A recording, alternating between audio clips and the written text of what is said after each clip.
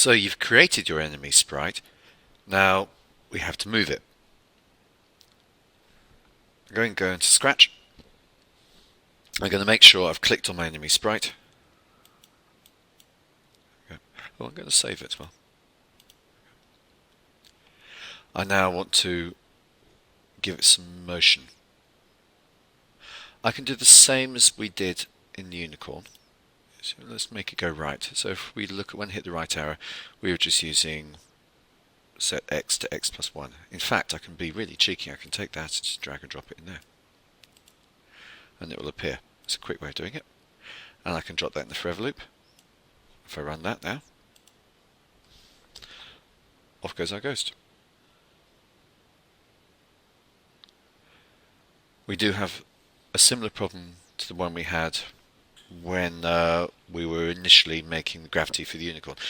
If I hop onto its data and I'll show you the position, you notice x is keep on getting bigger and bigger and bigger and bigger and bigger. Now, that was our setup coordinates. This was our coordinates for the other side.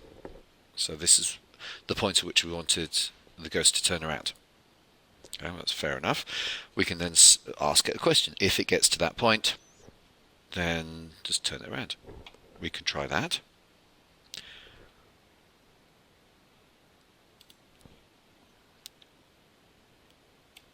Oops, sorry, I'm going to take that bit and drop it in there, like that. Okay. And we say, well, fair enough, let's do an if. If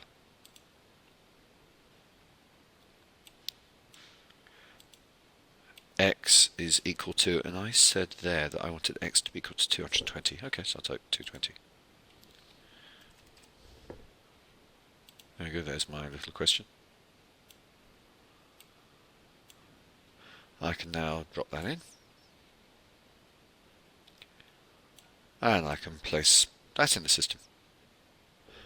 Nice and simple. You'd think, well, let's test that and see what happens. Or so far it's not reached 220 yet. We can look at it here. As soon as it hits 220, it freezes. Oh, hang on, something's wrong here. Is it supposed to be going back? Now, what has gone wrong is it actually is going back a very small amount. It's going back by 1. Because remember, what this is saying is the position, the x position of the sprite will become equal to the x position of the sprite minus 1. So 220 will become 219. So it goes back by 1, loops around the whole thing. It's not now 220, so it adds on to 1 and keeps looping around. So this doesn't work. It's too simple. We need to add a new player to the field, and that player is going to be another variable. Oops. And that variable is going to be velocity. Now, velocity is not the same as speed. Velocity is speed and direction put together.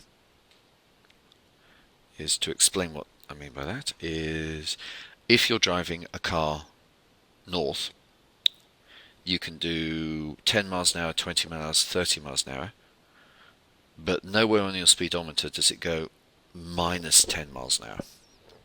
So you say, oh, fair enough. If I'm driving the car north and I do minus 10 miles an hour, surely I'll be travelling south. Well, that would only apply if you're assuming that if the pull forward is going north, therefore a positive will be going north, therefore a negative will be going south. Is what you've added to the speed of your car is direction. As you've said, okay, if I'm travelling north and then I go in a backward speed, a negative speed, I would then naturally be travelling south. So we can't call this a negative speed because in physics there is no such thing. Is when we're talking about speed and direction, then we call it velocity. So a negative velocity would move away from its direction. So your car now, its direction is north, you've said its velocity is minus 10 miles an hour, therefore it will travel away from north. And if you said, okay, your car's direction is north and its velocity is plus 10 miles an hour, then it would go towards north. So velocity is speed and direction combined, and there you can have a minus. So I'm going to add this new variable. So make a variable for this sprite only. I'm going to call it x capital VEL for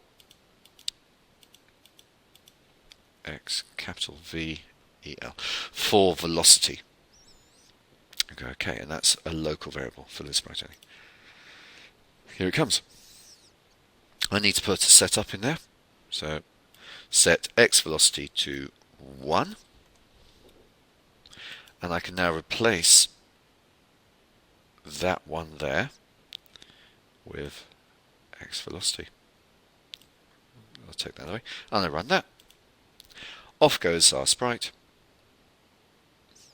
Quite happy, so no problems there. The 1 has just been replaced by 1. Now I can say, okay, if I get to that stopping position, instead of some horrible equation, I can set my x velocity to -1.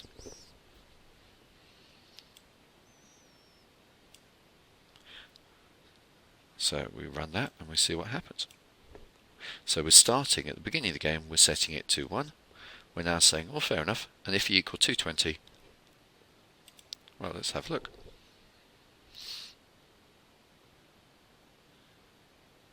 Gets to 220. Now the velocity is no longer 1, it's -1.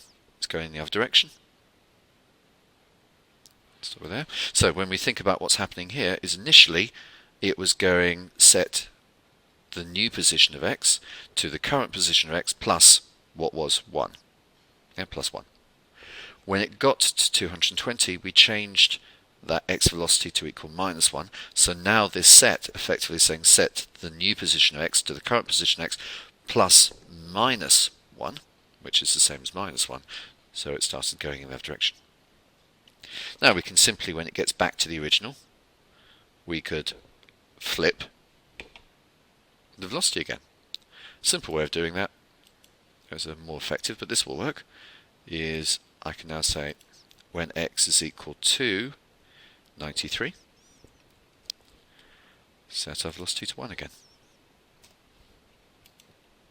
So that when it gets back to 93, it will change it to 1. And we can look here, you can see when it comes down to 93. Oops, not 93, I do beg your pardon, 13. There we go. All the way back to 13. Here we go. Okay. The very last thing we need to do for this simple movement is change the costumes. So I go to looks, and on the initial one, switch to sprite one, you do want to put it in the setup.